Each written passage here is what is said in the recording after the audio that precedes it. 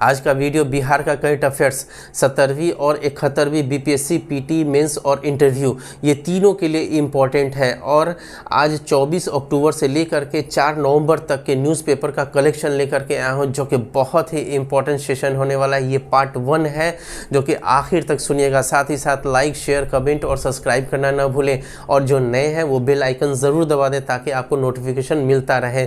मैं हुसैन सर आपका अपने YouTube channel revision for success में आपका अभिनंदन करता हूं, खैर मकदम करता हूं। इसको एक्सप्लेन करने से पहले मैं एक बात कहना चाहता हूं कि हमारा टेलीग्राम चैनल है रिवीजन फॉर सक्सेस 23, उसमें मैं इसी जो बताया हुआ रहता हूं उसका एमसीक्यू मैं उसमें डाल देता हूं, जो कि ताकि आपको यहां पर देखे रहें और वहां पर रिवीजन कर लें। ऐसा नहीं है कि मैं वहां पे आंसर देता हूं, आपको ये देखेंगे तभी उसके बाद वो आपको आंसर वहां पर दे पाएंगे। और कुछ चीज़ें जो होती हैं, जैसे मैं यहाँ पर जो लिखा हूँ मेरे नोट कॉपी में है, तो वो कुछ इसमें नहीं रहता है, और इसमें वही चीज़ है जो मोस्ट इम्पॉर्टेंट है। और कुछ बातें मैं बोल देता हूँ, इसीलिए पेन और नोट कॉपी लेकर के ज़रूर बैठिएगा, ताकि आपको जो सुना हुआ रहेगा वो भी आपका नोट डाउन रहेगा, और यहाँ वाला भी मैं समझाने के बाद उसको एक बार पढ़ देता हूँ ताकि आपको 2 बार रिवीजन हो जाए, ठीक है।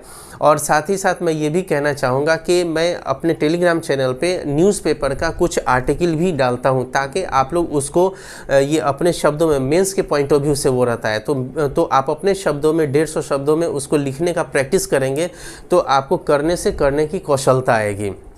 तो कई लोगों को जो है मेंस लिखने में दिक्कत होती है, तो वो करते जाएंगे तो वो आपको उसमें कौशलता आएगी। और बहुत इंपॉर्टेंट रिलेवेंट होता है, वो करंट से रिलेवेंट होता है, और वो 70वीं के मेंस में भी पूछा जा सकता है या 71वीं के भी मेंस में। और सबसे बड़ा इंपॉर्टेंट बात है कि ये 71वीं के लिए भी इम्पॉर्टेंट होगा, क्योंकि आप जानते हैं कि बीपीएससी का कैलेंडर जो जारी हुआ है उसमें हमेशा मतलब 30 सितंबर तक बोला गया है कि 30 सितंबर में पीटी होगा, ठीक है। इस 30 सितंबर को भले ही थोड़ा सा आगे बढ़ जाता है किसी कारण से, लेकिन 30 सितंबर को, उसी को ध्यान में रखते हुए आप नवंबर का जो इशू है अब आपके लिए इम्पॉर्टेंट हो जाएगा, जो 71वीं वाले हैं उनके लिए पीटी के पॉइंट ऑफ व्यू से। और आपको ये सब जितना भी मैं बताता हूँ वो इंटरव्यू में भी आपको काम आएगा, जो कि आपको अभी जो 69वीं का हुआ है तो उसमें भी बहुत लोगों को ये सब चीज़ें जो हैं वो काम आया है।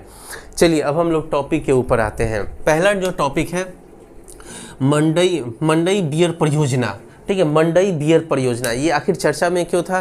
तो ये एक्चुअल में ये परियोजना जो है इसकी शुरुआत 2006 में हो गई थी, लेकिन काम धीमा पड़ने की वजह से क्या था कि इसमें काम बहुत रुक कर चल रहा था, जो कि अब जो बिहार सरकार जो है इसके लिए अलग से वित्त का आवंटन की है, जिसके वजह से काम इसका और तेज़ी से बढ़ गया है, इसके लिए ये चर्चा में था। अब ये मंडई बियर परियोजना जो है ये आपको ये किस लिए है? तो ये आपको सिंचाई परियोजना के लिए है। और और इसके अंतर्गत क्या है कि ये आपको ये जो है इस परियोजना के तहत जो है कैनाल बनाया जा रहा है, तटबंध बनाया जा रहा है, फिर उसका बराज बनाया जा रहा है, और पैदल चलने वाला पथ बनाया जा रहा है, और फिर उसका शटर बनाया जा रहा है, ताकि आपको ये सिंचाई के लिए पानी आसानी से वो आपको खेतों में पहुंचाया जा सके।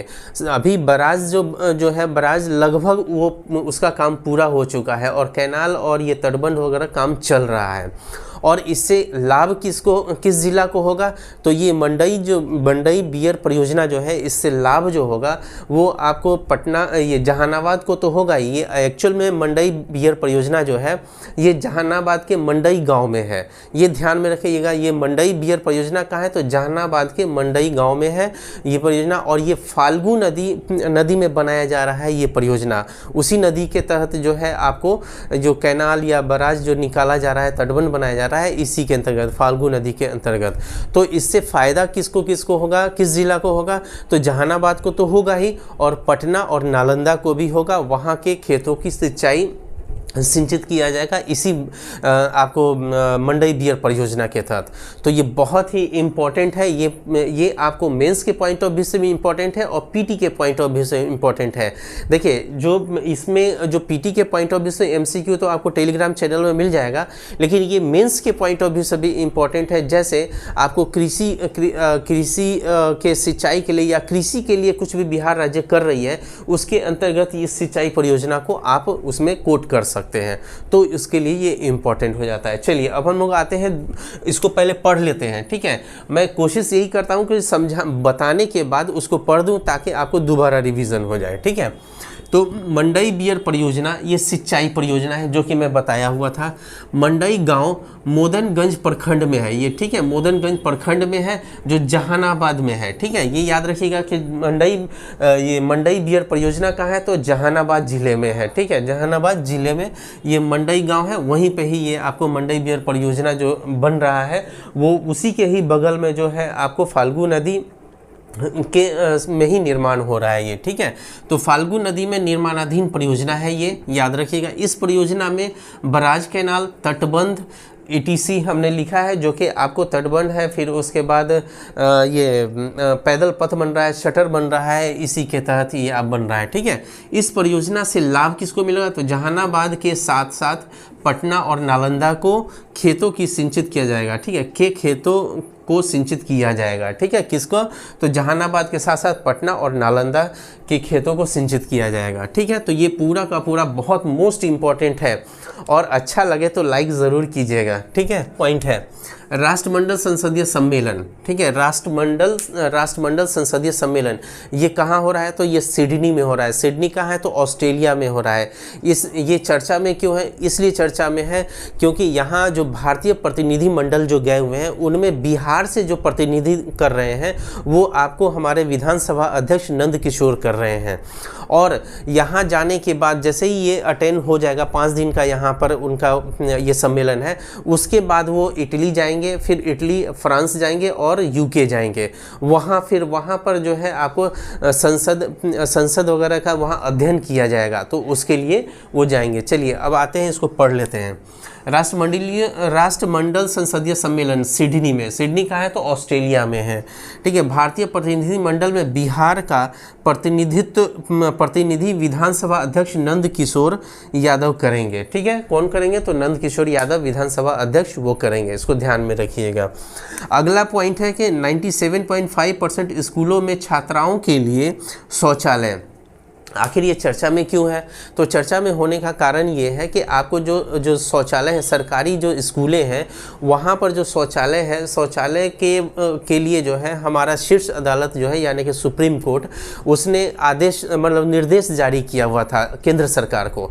और केंद्र सरकार से पूछा गया था, बोला गया था, निर्देश दिया गया था कि आप भारत में जितने भी आपको छात्राओं के लिए जो शौचालय है उसका मतलब कि कहाँ तक उसका प्रोग्रेस है, तो वो पूछा गया था। तो इसीलिए आपको केंद्र सरकार क्या किया था कि सुप्रीम कोर्ट में आपको शपथ पत्र जो है दायर किया गया था, और दायर करने के दौरान उसने अपनी बातें कही कि जो उनको निर्देश दिया गया था, तो उन्होंने बताया कि 97.5% पूरे भारत में उससे अधिक 97.5% से अधिक शौचालय का निर्माण हो चुका है छात्राओं के लिए, ठीक है। उनमें से 3 जो है राज्य है, जैसे ये दिल्ली है, दिल्ली में 100% है, 100% जो है आपको वहाँ शौचालय का निर्माण हो चुका है। गोवा में 100% शौचालय का निर्माण हो चुका है। पुडुचेरी में भी 100% शौचालय का निर्माण हो चुका है।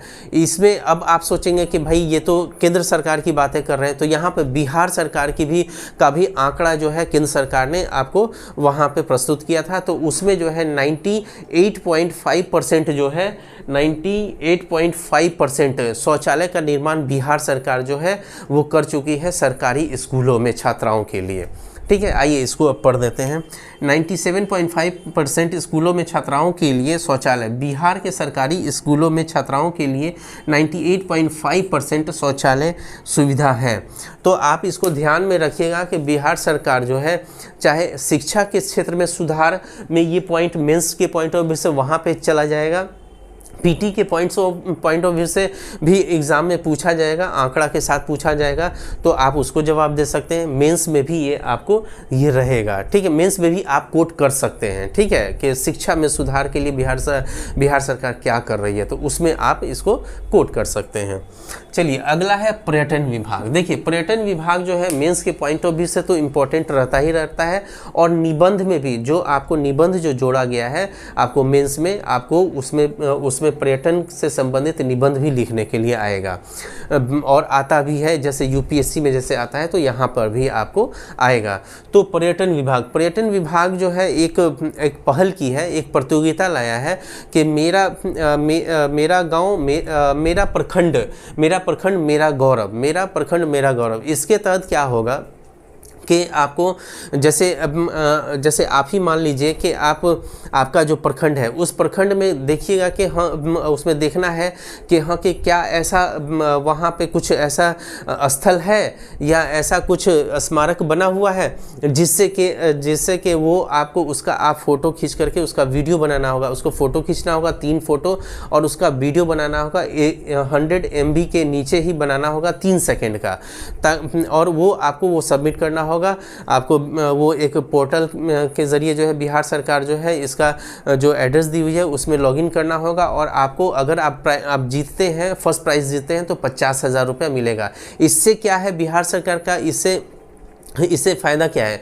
देखिए इससे क्या है कि अपने पर्यटन स्थल जब बिहार सरकार को हमारे ज़रिए जो है कहाँ कहाँ कौन सा स्थल है, स्मारक है, उसको आसानी होगा खोजने में। ठीक है, एक तो ये चीज़ होगा और उसका वो पुनरुद्धार करवाएंगे, उसमें सुधार करवाएंगे उसको, और मतलब कि ताकि आपको बाहर से पर्यटक आए तो उससे क्या होगा कि बिहार सरकार को राजस्व की प्राप्ति भी होगी और रोज़गार भी मिलेगा। तो ये बिहार सरकार का बहुत अच्छा पहल है और उसमें भी आपको पर्यटन विभाग का, ठीक है। चलिए आइए हम पढ़ देते हैं। मेरा प्रखंड पर्यटन विभाग, मेरा प्रखंड मेरा गौरव प्रतियोगिता पर्यटन विभाग द्वारा किया जा रहा है। देखिए ये पीटी के पॉइंट ऑफ व्यू से भी इसमें क्वेश्चन बनेगा ही बनेगा। मैं एमसीक्यू जब दूंगा तो आपको समझ में आ जाएगा, ठीक है। और आपको पर्यटन ये मेंस के पॉइंट ऑफ व्यू से भी, और आपको निबंध में भी देगा और जो जीएस वाला जो पार्ट है उसमें भी आपको ये मिलेगा, ठीक है। अब आते हैं, अगला पॉइंट है मशाल अभियान, ठीक है। मशाल अभियान क्या है? तो मशाल अभियान बिहार सरकार के ज़रिए यानी कि राज्य सरकार के ज़रिए जो है शुरू किया जाने वाला ऐसा महत्वाकांक्षी योजना है जिससे क्या है कि जैसे गाँवों में जो होते हैं, गाँव में जो लड़के हैं लड़कियां हैं उन लोगों को जो है आपको उसमें स्पोर्ट्स का जो है उसमें क्वालिटी रहता है, लेकिन वो उभार नहीं आ पाता या वो लोग नहीं आ पाते हैं नेशनल खेलने के लिए, इंटरनेशनल खेलने के लिए। तो ये जो अभियान जो है यहाँ पर क्या होगा कि अंतर स्कूल प्रतियोगिता करवाया जाएगा या अंतर प्रखंड करवाया जाएगा, पंचायत करवाया जाएगा, फिर राज्य स्तर पर करवाया जाएगा, जिला स्तर पर, राज्य स्तर पर। तो यहाँ से अच्छे खिलाड़ी जो है वो बिहार का प्रतिनिधित्व करेंगे, न केवल राष्ट्रीय स्तर पर, अंतर्राष्ट्रीय स्तर पर। तो ये बिहार सरकार का ये जो शुरू किया गया है परियोजना, ये जो मशाल अभियान जो शुरू किया गया है बहुत ही बढ़िया अभियान है, जिससे कि हमारे न केवल जो पहले की अवधारणा होती थी ना कि पढ़ोगे लिखोगे होगे नवाब, खेलोगे कूदोगे होगे खराब। अब यहाँ पर क्या है कि आपको खेलने कूदने से भी आप नवाब बनेंगे। और बिहार सरकार चाहती है कि हाँ कि हमारे बिहार के लड़का और लड़की जो है वो भी आपको अंतर्राष्ट्रीय स्तर पर और नेशनल राष्ट्रीय स्तर पर अपना नाम रोशन करे, बिहार का नाम रोशन करे। चलिए इसको पढ़ देते हैं। मशाल अभियान, इसकी शुरुआत 28 अक्टूबर 2024 से की गई है, अभी हाल में ही, ठीक है। ग्रामीण इलाकों में मौजूद खेल प्रतियोगिताओं को तलाशने के लिए राज्य सरकार ने मशाल अभियान ये शुरू किया है, ठीक है। मशाल अभियान शुरू क्यों किया गया है? तो ये आपको ग्रामीण इलाकों में गाँव से बच्चों को लेकर के आएंगे और उसको प्रतियोगिता करवा करके और उसको आपको राष्ट्रीय स्तर और अंतर्राष्ट्रीय स्तर पर स्थापित करवाया जाएगा, ठीक है। अब आते हैं विश्व शांति स्तूप। विश्व शांति स्तूप क्यों चर्चा में रहा? तो विश्व शांति स्तूप आप जानते हैं कि ये राजगीर में है, ठीक है। ये याद रखिएगा, ये क्वेश्चन पूछा जा चुका है, कई बार क्वेश्चन पूछा जा चुका है बिहार मतलब बीपीएससी में भी और अन्य एग्ज़ाम में भी, यूपीएससी में भी पूछा जा चुका है। तो ये आपको विश्व शांति स्तूप जो है इसका अभी 55वां आपको ये हर साल होता है। तो ये 55वां ये समारोह था जो कि आपको राजगीर में हुआ था। और ये विश्व स्तूप का जो संकल्पना जो आया उस पर थोड़ा सा चर्चा फ्लैशबैक में जाते हैं। ये एक्चुअल में क्या हुआ था, ये विश्व शांति स्तूप यहाँ पर स्थापित करने के पीछे का कारण क्या है? हुआ क्या था कि जापान में आप जानते हैं कि 1945 में 6 अगस्त 1945 में हिरोशिमा पर बम अमेरिका के ज़रिए बम फेंका गया था, परमाणु बम। तो इससे बहुत ही आपको जान माल की हानि हुई थी। तो आपको विश्व में शांति और सद्भाव को बनाने के लिए ये विश्व शांति स्तूप की स्थापना की गई। ये बहुत सारे स्तूप, विश्व में कई स्तूप हैं जो स्थापित किए गए हैं, उनमें से एक जो है आपको राजगीर में है, विश्व शांति स्तूप। तो इसके पीछे का कारण क्या है ये पता चल गया। अब ये विश्व शांति स्तूप है कहाँ पर? राजगीर में तो है, लेकिन ये रत्नगिरी पहाड़ी जो है या शिखर जो है उसी पर ये बना हुआ है, ठीक है। और क्या होता था कि जैसे गौतम बुद्ध राजगीर में जब आते थे तो ठहरते कहाँ थे? तो वेणु वन में ठहरते थे, वेणु वन विहार में ठहरते थे। और ये क्या करते थे? आपको रत्नागिरी पहाड़ी है, उसके बगल में ही है गृद्धकूट पहाड़ी है, जहाँ पर वो गौतम बुद्ध जो है वहाँ पर वो आपको ध्यान करते थे। तो ये एक वो वहाँ पर वो ध्यान करते थे। और एक उसी जगह राजगीर में ही एक ये घोड़ा कटोरा नाम का एक जगह है, वहाँ पर एक झील है। उस झील में आपको ये मतलब कि बुद्ध की मूर्ति स्थापित की गई थी।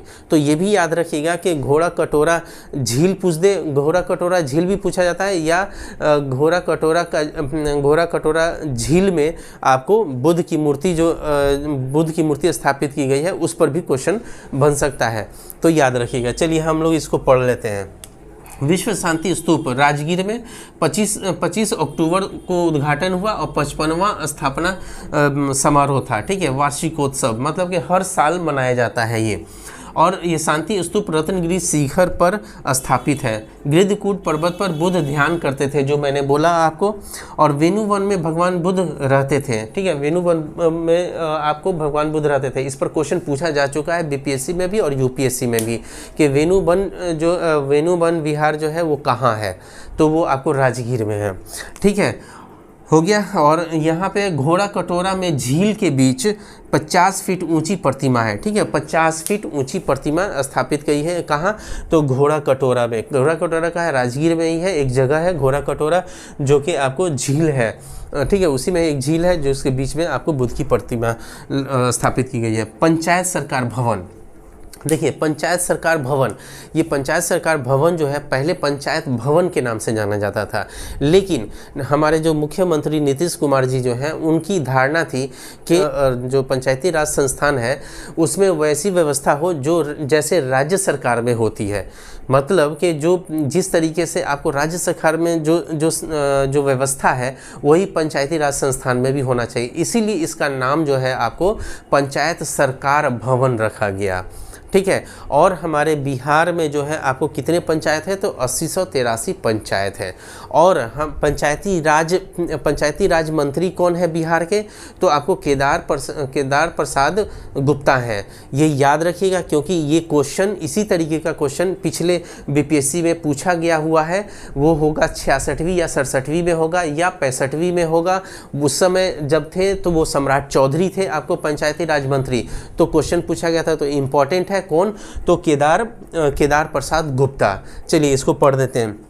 पंचायत सरकार भवन पहले पंचायत भवन के नाम से जानते थे। पंचायती राज मंत्री केदार प्रसाद गुप्ता हैं और राज्य में 8083 पंचायत है, ठीक है। ये वीडियो आपको अच्छा लगा होगा तो लाइक, शेयर, कमेंट और सब्सक्राइब करना न भूलें। All the best.